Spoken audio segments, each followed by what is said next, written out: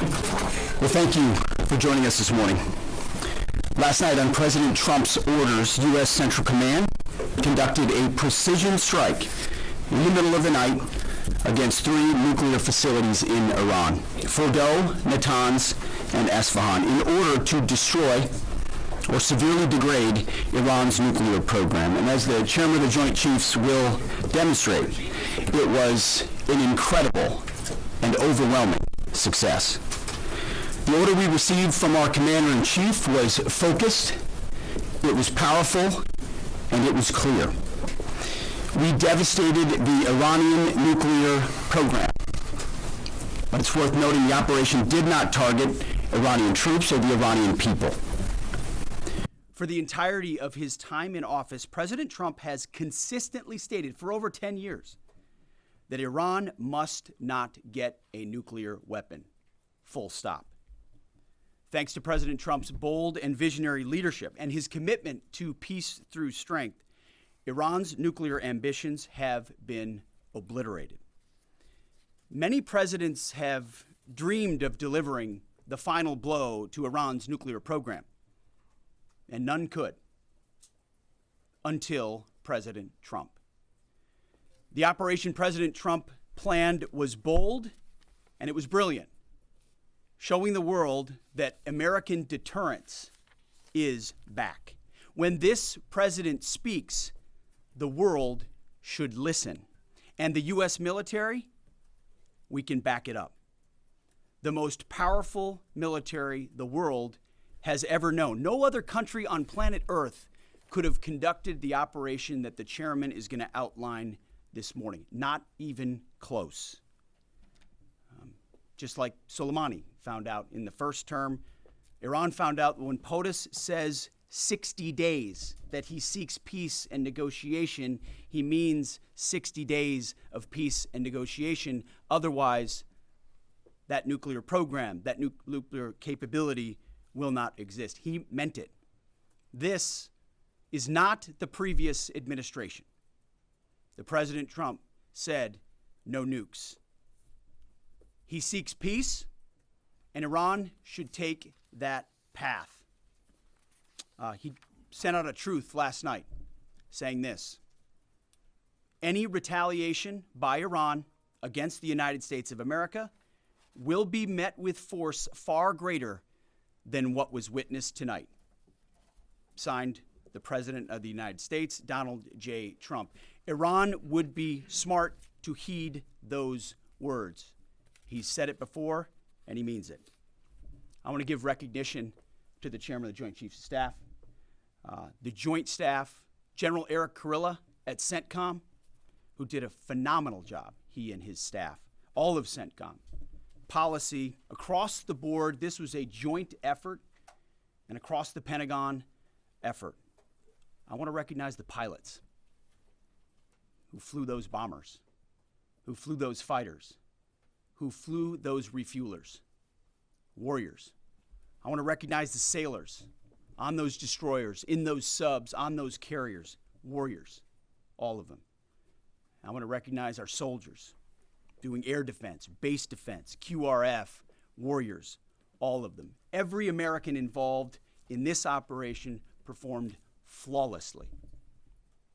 And I want to give recognition to our allies in Israel as well. This is a plan that took months and weeks of positioning and preparation so that we could be ready when the President of the United States called. It took a great deal of precision. It involved misdirection and the highest of operational security. Our B-2s went in and out of downtown Tehran, of these nuclear sites, in and out and back without the world knowing at all. In that way, it was historic. A strike that included the longest B-2 Spirit bomber mission since 2001 and the first operational employment of the MOP, a massive ordnance penetrator. The mission demonstrated to the world the level of joint and allied integration that speak to the strength of our alliance and our joint forces. As President Trump has stated, the United States does not seek war, but let me be clear. We will act swiftly and decisively when our people, our partners, or our interests are threatened. Iran should listen to the President of the United States and know that he means it, every word. I want to give congratulations to our Commander-in-Chief. It was an honor to watch him lead last night and throughout, and to our great American warriors on this successful operation. God bless our troops. God bless America. And we give glory to God for his providence and continue to ask for his protection. I turn it over now to the chairman for specifics. Thank you, Mr. Secretary. Thanks for recognizing all of our folks out there doing our nation's work, and nice to see everybody on this early Sunday morning. Last night on the President's orders, U.S. Central Command, under the command of General Eric Kurilla, executed Operation Midnight Hammer, a deliberate and precise strike against 3 Iranian nuclear facilities. This was a complex and high-risk mission carried out with exceptional skill and discipline by our joint force.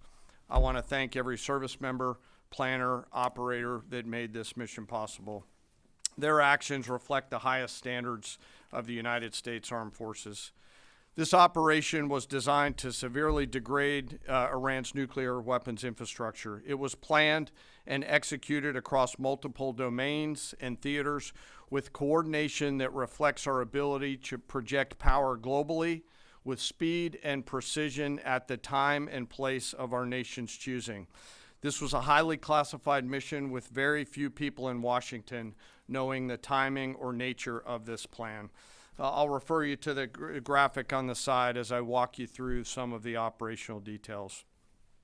At midnight Friday into Saturday morning, a large B-2 strike package comprised of bombers launched from the continental United States. As part of the plan to maintain tactical surprise, part of the package proceeded to the west and into the Pacific as a decoy, a deception effort known only to an extremely small number of planners and key leaders here in Washington and in Tampa. The main strike package, comprised of 7 B-2 Spirit bombers, each with 2 crew members, proceeded quietly to the east with minimal communications. Throughout the 18-hour flight into the target area, the aircraft completed multiple in-flight refuelings. Once over land, the B-2s linked up with escort and support aircraft in a complex, tightly timed maneuver requiring exact synchronization across multiple platforms in a narrow piece of airspace, all done with minimal communications. This type of integration is exactly what our joint force does better than anyone else in the world. At approximately 5 p.m. Eastern Standard Time last night, and just prior to the strike package entering Iran, a U.S. submarine in the Central Command area of responsibility launched more than 24 Tomahawk land attack cruise missiles against key surface infrastructure targets at Esfahan. As the Operation Midnight Hammer strike package entered Iranian airspace, the U.S. employed several deception tactics, including decoys, as the 4th and 5th generation aircraft pushed out in front of the strike package at high altitude and high speed, sweeping in front of the package for enemy fighters and surface-to-air missile threats. The strike package was supported by U.S. Strategic Command, U.S. Transportation Command, U.S. Cyber Command, U.S. Space Command, U.S. Space Force, and U.S. European Command. As the strike package approached Fordow and Natanz, the U.S. protection package employed high-speed suppression weapons to ensure safe passage of the strike package, with fighter assets employing preemptive suppressing fires against any potential Iranian surface-to-air threats. We are currently unaware of any shots fired at the U.S. strike package on the way in. At approximately 6:40 p.m. Eastern Standard Time, 2:10 a.m. Iran time, the lead B-2 dropped 2 GBU-57 massive ordnance penetrator weapons on the first of several aim points at Fordow. As the president stated last night, the remaining bombers then hit their targets as well, with a total of 14 MOPs dropped against 2 nuclear target areas. All 3 Iranian nuclear infrastructure targets were struck between 6:40 p.m. and 7:05 p.m. Eastern Time. Again, that's about 2:10 in the morning local time in Iran, with the Tomahawk missiles being the last to strike at Esfahan to ensure we retain the element of surprise throughout the operation. Following weapons release, the Midnight Hammer strike package exited Iranian airspace and the package began its return home. We are unaware of any shots fired at the package on the way out. Iran's fighters did not fly, and it appears that Iran's surface-to-air missile systems did not see us. Throughout the mission, we retained the element of surprise. In total, U.S. forces employed approximately 75 precision-guided weapons during this operation. This included, as the President stated last night, 14 30,000-pound GBU-57 massive ordnance penetrators, marking the first ever operational use of this weapon. I know that battle damage is of great interest. Final battle damage will take some time, but initial battle damage assessments indicate that all 3 sites sustained extremely severe damage and destruction. More than 125 U.S. aircraft participated in this mission, including B-2 stealth bombers, multiple flights of 4th and 5th generation fighters, dozens and dozens of air refueling tankers, a guided missile submarine, and a full array of intelligence, surveillance, and reconnaissance aircraft, as well as hundreds of maintenance and operational professionals.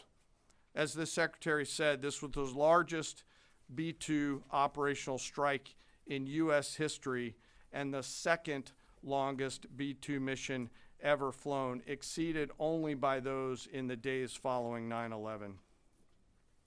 Well prior to the strike, General Kurilla elevated force protection measures across the region, especially in Iraq, Syria, and the Gulf.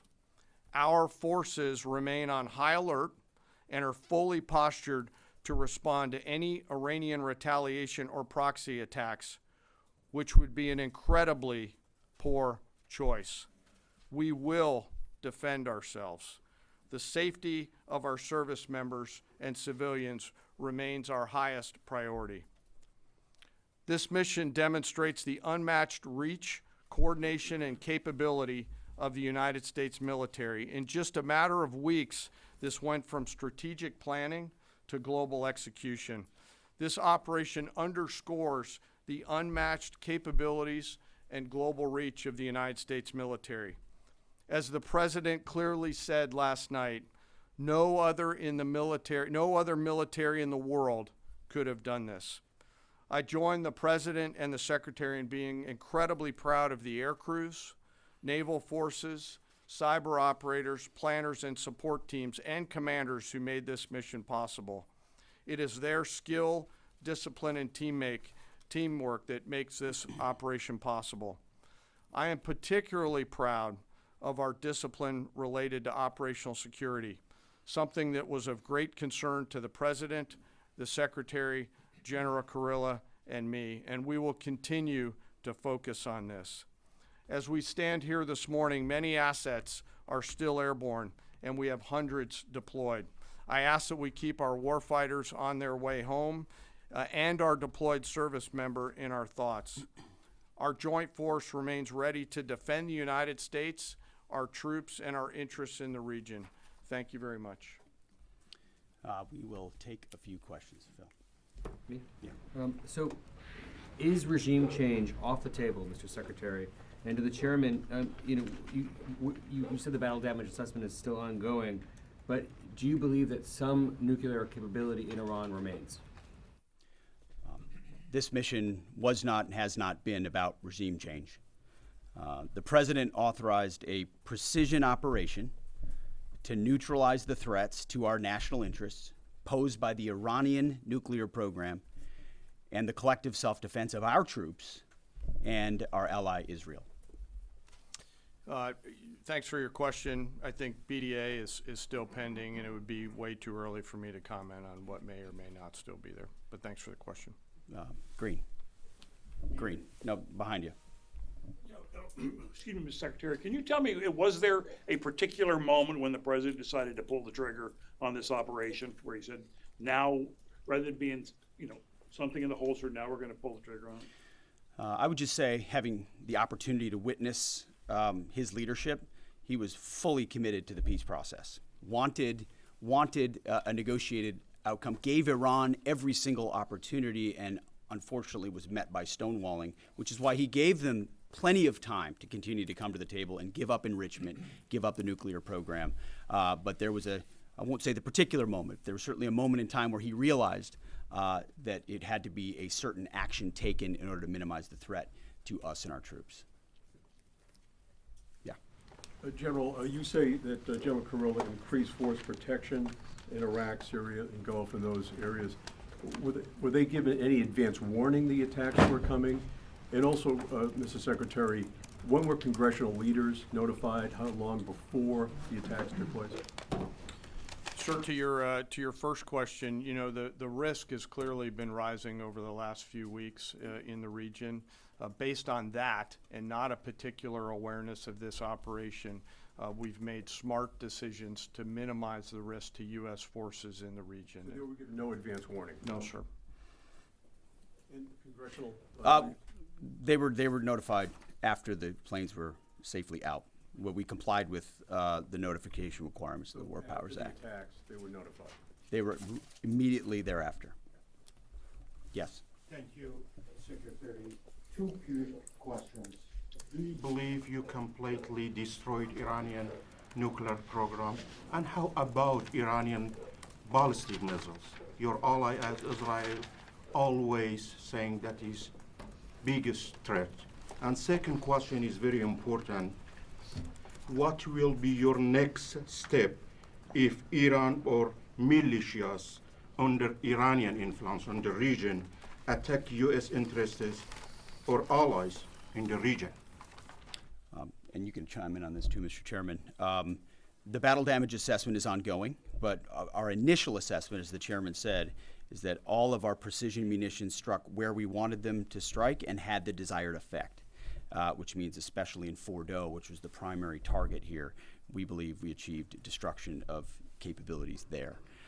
Ultimately, wherever it may be, whether it's in Iraq or Syria or bases in the Gulf, as the president said, it would be as the chairman said, it would be a very bad idea for Iran or its proxies to attempt to attack American forces.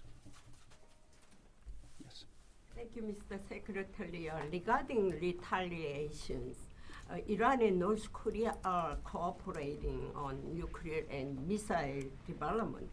Do you think there is a possibility that Iran, North Korea, and the other forces, such as China, will join forces to retaliate against the United States?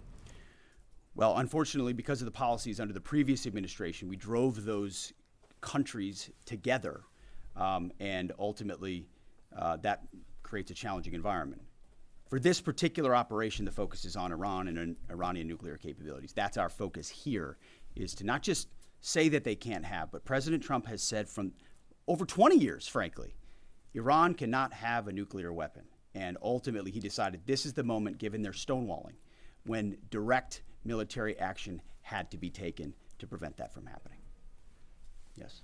Thank you very much. General Caine, I understand OPSEC, I respect OPSEC. Can you say at all what security procedures are being taken to protect U.S. troops in Iraq and elsewhere in the Middle East? And Secretary Hegseth, as a global war on terrorism veteran, what do you say to veterans who may be concerned the U.S. is getting into another open-ended war in the Middle East over weapons of mass destruction? Thanks, sir, for the question. I won't comment on what force protection measures are being taken in the region. What I will say is we're being proactive and not reactive, and being very thoughtful about ensuring that we do all that we can to protect our forces out there. And I would just say, as the president has directed and made clear, this is most certainly not open-ended. It doesn't mean it limits our ability to respond. We will respond if necessary. The most powerful military in the world is postured and prepared to defend our people. But what the president gave us, as I said, was a focused, powerful, and clear mission on the destruction of Iranian nuclear capabilities. Those were the targets. That's what was struck. That's what was overwhelming. That's what was overwhelming. That's what the Iranian regime needs to understand, as the president put out last night. He wants peace. There needs to be a negotiated settlement here. We ultimately demonstrated that Iran cannot have a nuclear capability. That is a very clear mission set on this operation. Yes, hold on. Yes, right there. Thank you, Mr. Secretary. Question for the Secretary and the Chairman. How was this strike coordinated with the Israelis on a strategic level, militarily, and on a tactical level? Was there any direct Israeli military participation in this operation?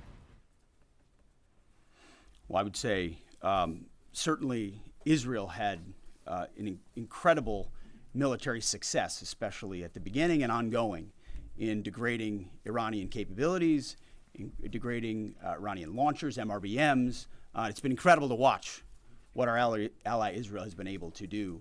And there certainly have been conversations. I mean, General Kurilla at CENTCOM has worked closely in the defense of Israel for many years. And part of this operation was the defense of Israel and the ongoing defense of Israel. But as it pertains to this strike, this was U.S. operated and U.S. led. We took advantage of some of the preparatory work that's been done over the past week and a half in terms of axis of approach. I won't get into the particulars, but as the Secretary said, it was a U.S. strike. We made sure we were not in the same piece of airspace and sky. Aside from that, that was the extent of it. We'll take a couple more. Yeah, right there. Question to the Secretary first. Are you concerned whatsoever now about the reaction from U.S. allies given the strike, particularly those in the Gulf? And to the Chairman, if I may, I understand you don't want to speak to specific assets and force protection measures, but do you anticipate at least having to bring in any further assets from other theaters to aid in force protection over the coming days? We certainly understand the challenges of allies in the region, and we have been respectful and in working in collaboration with them as it pertains to basing and sensitivities there. Ultimately, they've got a lot of assets and people in those locations also where American troops are co-located. So that's a consideration of ours. We've been in close consultation with them, and we appreciate the support that we have got. Thanks for the question on sort of the global picture. And as you know, that's one of my jobs, is to look globally at the entire range of challenges. We are always carefully considering our force posture around the world, and then offering options to the Secretary and to the President. I won't comment on any future things, but the American people should know that we carefully consider those moves around the world and try to modulate as needed our force structure in the region. Absolutely. Yeah, right here. Thank you. What communications are being sent to the Iranians right now, and is there any possibility of diplomacy now or in the coming days? I can only confirm that there are both public and private messages being directly delivered to the Iranians in multiple channels, giving them every opportunity to come to the table. They understand precisely what the American position is, precisely what steps they can take to allow for peace, and we hope they do so. Yes. The president may not want an open-ended conflict. The Iranians may disagree. Are you prepared for a protracted war? Well, anything can happen in conflict. We acknowledge that. But the scope of this was intentionally limited. That's the message that we're sending. With the capabilities of the American military, nearly unlimited. So Iran, in that sense, has a choice. But we've made it very clear to them, this is nuclear sites, this is nuclear capabilities, this is the line that the president set, and we set that back. Now is the time to come forward for peace. But I think one of the takeaways from this as well is the unprecedented level of ongoing cooperation. I can't speak highly enough of the chairman and his staff and General Kurilla in CENTCOM, what they've done to look around the corner, to pre-position, to understand how an operation like this comes together. The scope and scale of what occurred last night would take the breath away of almost any American if you had an opportunity to watch it in real time. And I think Tehran is certainly calculating the reality that planes flew from the middle of America and Missouri overnight, completely undetected over 3 of their most highly sensitive sites, and we were able to destroy nuclear capabilities. And our boys in those bombers are on their way home right now.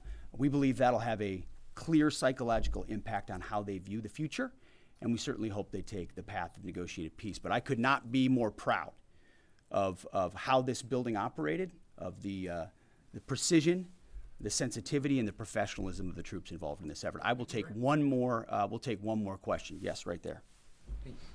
Thank you, Mr. Secretary. Concerning the justification for these strikes, in March, the Office of the Director of National Intelligence released their threat assessment, concluding, quote, Iran is not building a nuclear weapon, and Caine has not authorized the nuclear programs he suspended in 2003, unquote. So what new intelligence does the U.S. have since then that the Iranians have changed their position on nuclear weapons?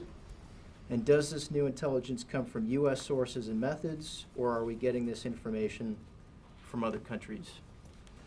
Well, I would just simply say that the president's made it very clear. He's looked at all of this, all of the intelligence, all of the information, and come to the conclusion that the Iranian nuclear program is a threat, and was willing to take this precision operation to neutralize that threat in order to advance American national interests, reduce the Iranian nuclear program, and obviously collective self-defense of ourselves and our allies. So he looked at all of it, understood the nature of the threat, and took bold action I think the American people would expect in a commander-in-chief. That's all we've got. Thank you very much. Appreciate it. Mr. Chairman. Mr.